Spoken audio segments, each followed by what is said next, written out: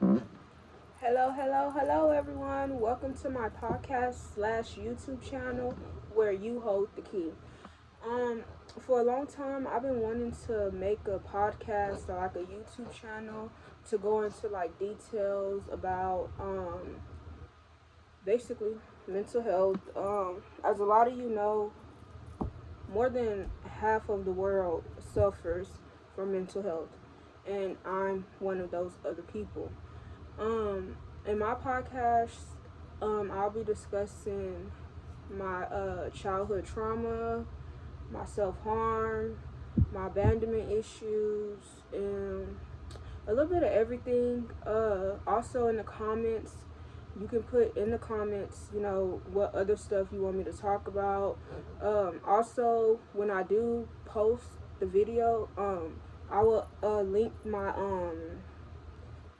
Sorry, y'all. I'm a little nervous. I'll link my Instagram, and you can DM me over there, and you can do like anonymous names, and you just tell me what you want me to talk about on the podcast.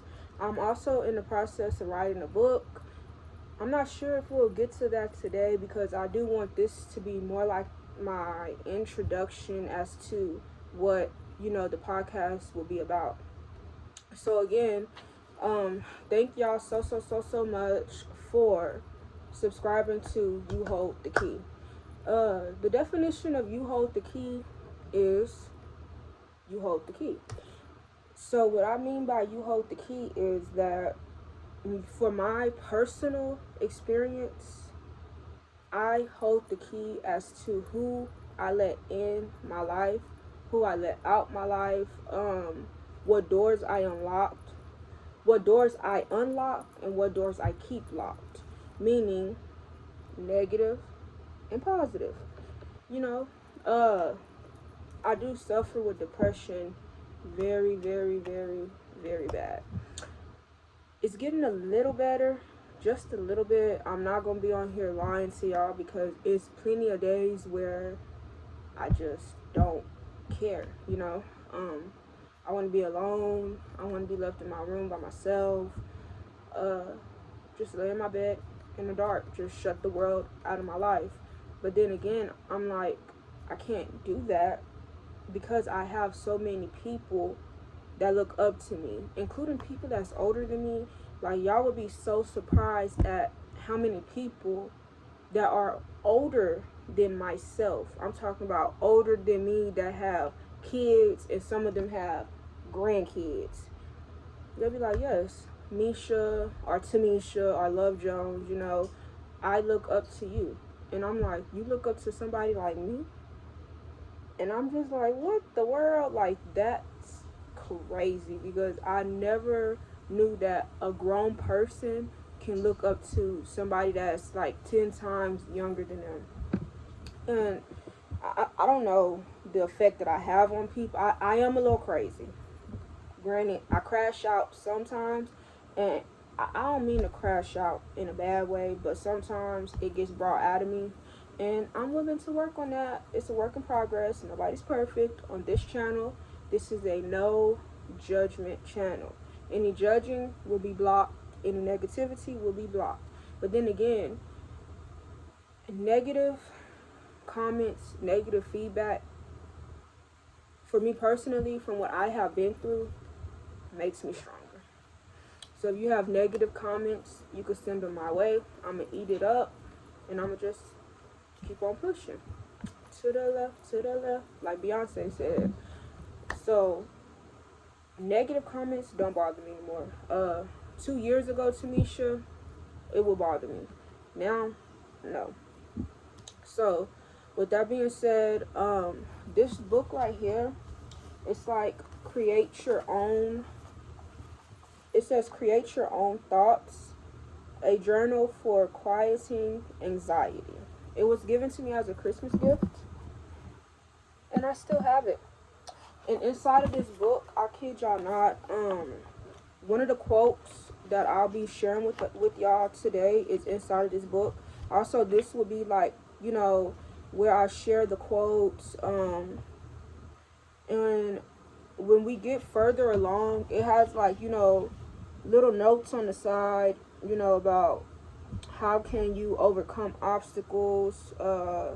It's like, so okay, so for this one, it's like, for my mental health, I can. With my family, I can. With my friends, I can. So it's just like, a little different things. Yeah, just like little quotes, little tasks for you to do. All right, so since it's the first day of recording, sorry y'all, I'm a little parched. I'm nervous. If y'all can't tell, that's why I keep pushing my glasses up. I keep looking away. I'm trying to make eye contact with y'all. I'm a little shaky as well. Alright, I'm sorry about that, guys. Alright, so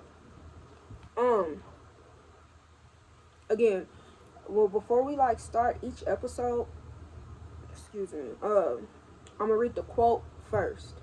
And so our quote today is, if we wait until we're ready, we'll be waiting for the rest of our lives. Can y'all see that? If we wait until we're ready, we'll be waiting for the rest of our lives. That's a good quote. And that's me. That is me.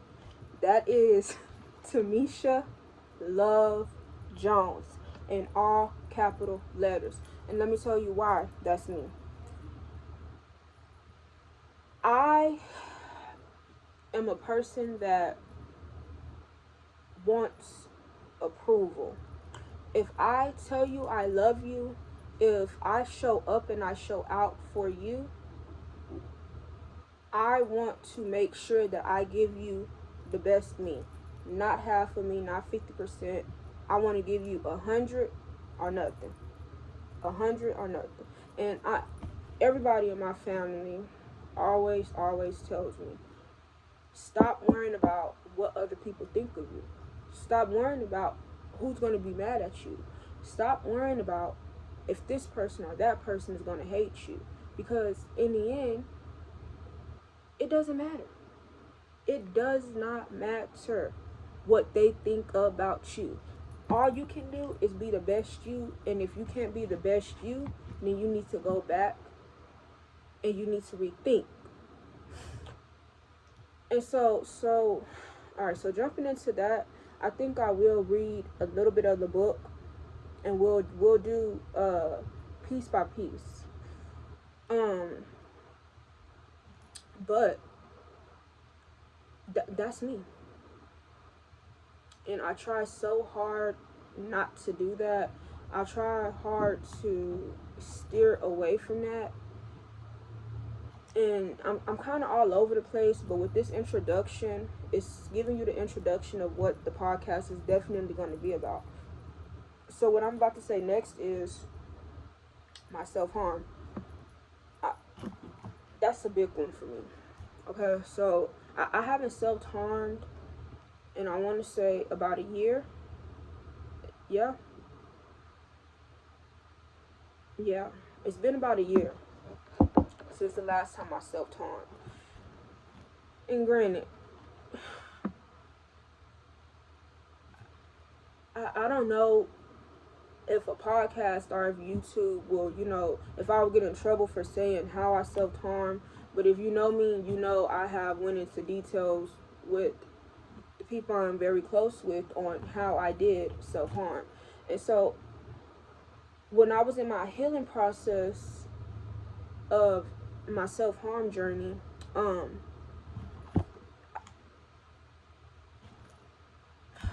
trying not to cry. This is a very sensitive topic for me because I destroyed my body, and it's my fault, because I'm sure I'm going to get a lot of comments like that that's going to say, well, that's your fault. You should have never did that. You're too old to be doing that. You should have never you should have never put a lighter to your skin. You should never put a knife to your skin. It's not that serious. You should have never did that. Call for help. Call 911. You need to be in a mental institution. It's easy said than done. Okay? I hid my self-harm, and mind you, so I was self-harming for about a good 6, 7 months before I brought it to my family's attention. And in my book, when I do get to that portion of my book, I'll break everything down for y'all to see. So I was a good little minute into my self-harm. So the last day that I self-harmed, that I knew I had to say something, it, the burn was too bad to just not say nothing. I knew if I didn't say something, I was going to be in the hospital. So I came to my family like, hey y'all, this is what's going on with me. I'm not proud of myself. When I told them what was occurring, I'm not proud of myself. I know what I did was wrong. I am old enough to understand what was wrong, but right now I don't need the judgment. I don't need y'all coming down my throat. I don't need y'all making me feel worse than what I already felt before I opened my mouth to tell y'all how I feel. Right now I just need y'all to be here for me, because that's not something that you just come out and you say to people who you love. You don't just come out and say, hey, I'm burning myself, or hey, I'm I'm cutting myself, or hey, I'm hurting my body because I'm in pain. They're gonna look at you like, girl, what you do that for? Like, going off on you, you know? And in the beginning, my family was not supportive. Some of my family members were not supportive of my self-harm journey. But I tell you now, that was my past. This is my future. It took them a minute to understand where I was coming from. And I break this down to them all the time. You think if I wanted to self-harm, you think I wanted to do this? I don't want to, like, I don't know how to express how I feel. Okay? And so I let everything build up, build up, build up, build up, build up, build up until I pop. And when I pop, I'm talking about anything and everybody that's in my way. They get that wrath, they get that hurt, they get that pain, they get that anger that I'm feeling inside, and that's not fair to them. So I know, I was like, T, you got to come out and you have to tell your family what you have been doing. So I come to them and I tell them. And again, they were not supported by all means necessary. By all means necessary. When I first opened up about my self-harm, their reaction only drove me to want to do it more. And it was just the feedback, the feedback, the feedback.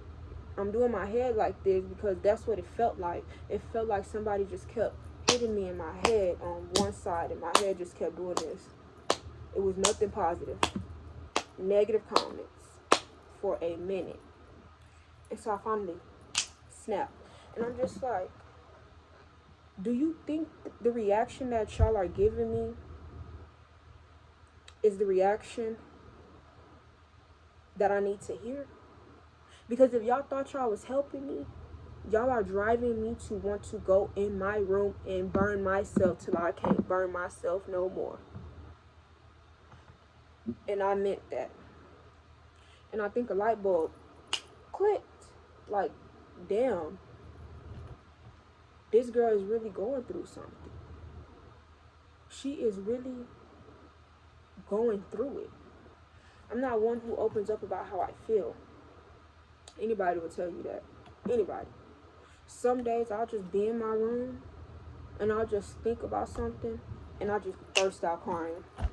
And I'm just like, I'm trying to get better at that, but it's hard. It's very, very, very, very hard to just not do that, because I hate crying. I really do. Crying is not for me. And I know everybody say everybody needs a good cry, but I don't like to cry. I don't.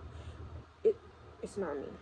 I'm sorry, but when it comes to stuff like that, and it comes to my mental health, and it comes to my depression, and it comes to how I think people think of me, that does something to me. That does something to me, because the only thing that I ever want in life is to make the people that I love happy. And if they're not happy, I'm doing something wrong. If they're not okay, I'm doing something wrong. My family will tell you in a heartbeat. I don't care for a lot of people in my family, and I could say that some of the people in my family, baby, I don't like them, and that's okay. You don't have to like your family, but I love them. But I don't fool with them. Why? Because they just messy. They just do a lot. You tell people your business, and especially in the African American culture, you tell somebody, like, say for instance, girl, Misha self-harming. They're gonna tell everybody. They're gonna tell cousins who you don't even know. They're gonna tell everybody your business. People in Louisiana gonna know your business fooling with them. You telling you on the phone, yeah, girl, such and such daughter over there self-harming and burning herself, and she just thinks she got it going on. No. Mm-mm. I don't like that type of stuff. That's weird. That's weird energy for me. Okay, so my self-harm is really the biggest thing that um that comes with my depression, because again, nobody else did it. I did it. I messed up my own body. um and when I feel comfortable enough, maybe I will attach pictures, but right now I'm still a little shaken up that I'm actually talking out loud about this situation. And so I was talking to my sister-in-law maybe like a week or two ago, and she was dealing with stuff too, and I was telling her, you can't give up. You can't stop because one door closes. When one door closes, always remember that maybe two or three more doors will open. Okay? And so I say that to say this.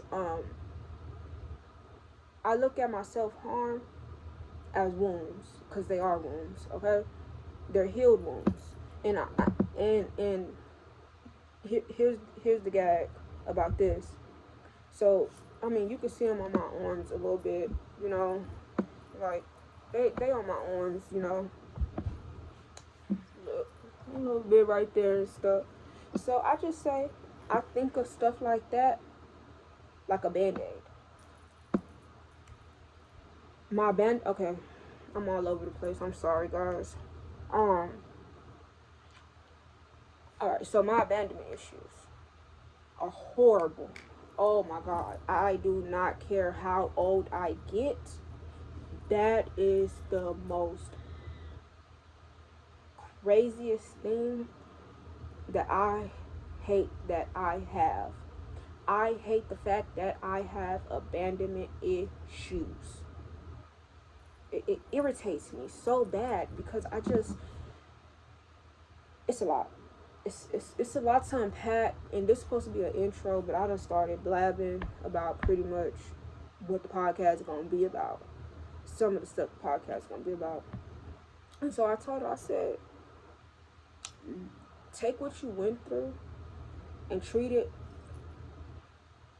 like a scar. I put band-aids on my scars, and it's okay if you take that band-aid off and you have to rehash that problem. Okay? So my abandonment issues, it's okay that I have those. I know in my mind I'm not okay with having them, but I know on the outside it's okay to have them. It's okay that I need that reassurance that nobody's leaving me. Nobody's walking out of my life for good. It's okay to peel that band-aid off and revisit that topic. It's okay to do that. A lot of people do that, and I wouldn't say a lot of people do that, but some people don't understand that when you are dealing with a situation and you're dealing with an issue, it's okay if you backtrack. If you backtrack, that does not mean you're a bad person. That does not mean you're the worst human being on the planet Earth. That's not what that means. That just means that you were not ready to heal from that process. So you peeled that band-aid off and you go back and you try to fix what you thought was broken. And it's okay because I have revisited so many topics more than once. I just did that a week ago. So it's okay if you go back and you revisit that topic. That is okay. I promise y'all that is okay. But don't get stuck on that one topic. Don't get stuck in that hole where it's like, well, I closed it, it's back open, I'm gonna just stay there. No, you can't do that. Because if you stay there, what about the other ones? What about everything else? You have to learn to try to get up and go forward. You have to learn how to get up and say, I don't want that life no more. You have to want to get up and say, I want better for me. If you don't do it for nobody else, do it for yourself. Like I always say, and a lot of people be, like my sisters and them, I know they be joking with me, but they be like, man, they be like, sis, you need to get in a relationship, sis, you need a boyfriend, sis, you need to do this, you need to do that. But the way I look at it as if, how can I be in a relationship with somebody if my mental health is not good? If Tamisha is not good up here, I can't be good for my partner. Tamisha can't be good for her partner. Tamisha has to be good for herself first, and then she can be good for her partner and everybody else around her. I don't want to drag nobody down with me, because when I get in those type of moods, oh, I shut everybody out. I do. And that's something that I wouldn't want to put my partner through, knowing that it's not their fault. And so I know they be joking about it, but I be telling them like, no, like, I'm not ready for that, because I know me. I know the way I backtrack. I got to be 100% healed from everything that I have been through in life before I can give my all to somebody. So and I'm like, I talk to my nieces and my nephews, mainly my nieces, and I be telling them like, to them, I'm just, you would swear to God, I'm like Selena Gomez or Beyonce or Glorilla in their eyes. And I love that for them. And I do, because I sit back and I be thinking like, damn, I really have tiny humans looking up to me. I really have tiny humans looking up to me. Everything that they see me doing, they're going to want to do. Goes back to the self-harm. You know, because at first I used to hide myself. And so I'm open now. You know, I'm healing. I'm talking about, I have burnt, like, I hate wearing shorts. I don't like, you know, like, this is the most you're going to see of an arm, because I have damaged my body that bad. And when they see my body, they be like, Amy, what the heck? What happened to you? I don't sugarcoat it. I would never sugarcoat anything to them. Okay? This is what happened to Amy. This is what happened. Well, Amy, why did you do that? Baby, I burnt myself because I was hurt. And I honestly think that that's another reason why I have to stop and think. Because it's like, girl, you're hurting on the inside. So you grab something that's going to hurt you physically to make the pain go away for that split second. And then once you stop doing what you're doing to hurt yourself, you sitting in your room like, damn, the pain's still here. The pain is still here. I say, something gotta give, because the pain is still here. And when it took me about 2 months to realize that, but I did it. I did it. I self-harm every single day. Every single day. To take the pain away. Just thinking. And I hate looking at myself in the mirror when I take a shower. When I take my shower, I get undressed.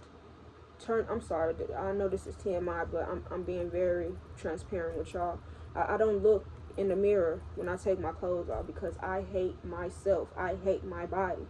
I do. And a lot of people probably like, no, don't say that. You're beautiful, this, that, and the third. Yeah, a lot of people tell me that, but I don't feel it because of what I have done to me. I know what I did to me, and it's not good. It's the worst feeling I could ever have imagined. Worse. And I hate that that was my outlook.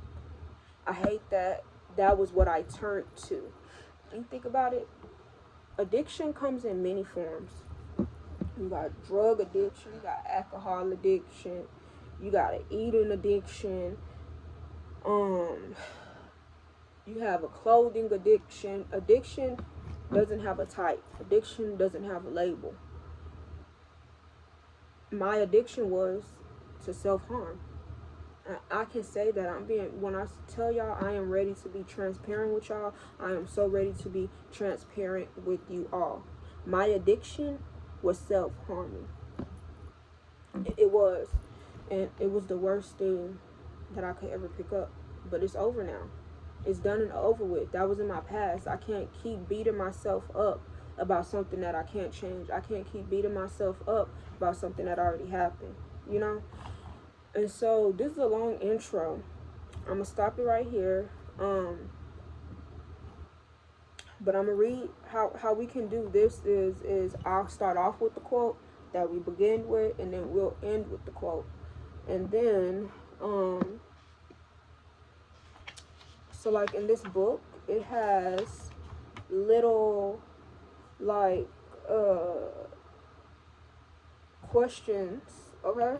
And so towards the end of our videos, I'll read the quote again, and then I'll follow up with a question, and then I'll answer the question myself, and then I want you all to answer the question in the comments, okay? All right, so our quote again is, if we wait until we're ready, we'll be waiting for the rest of our lives. That's our quote. Okay? Alrighty. Let me find us a question.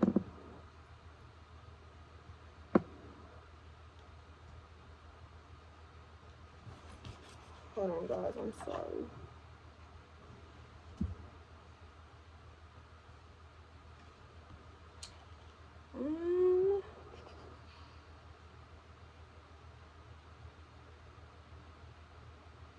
Alright, so this is going to be our question. Okay? So, day one.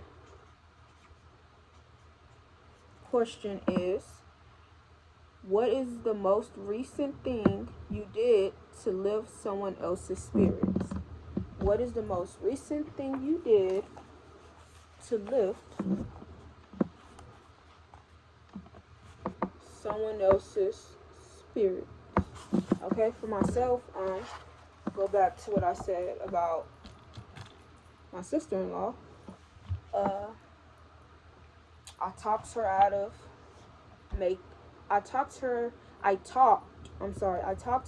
making a decision that I knew she was going to regret. And still to this day, she would text me and say, thank you so much. I really appreciate you telling me that. Because of you, I now look at things differently. And that was just maybe like 3 days ago.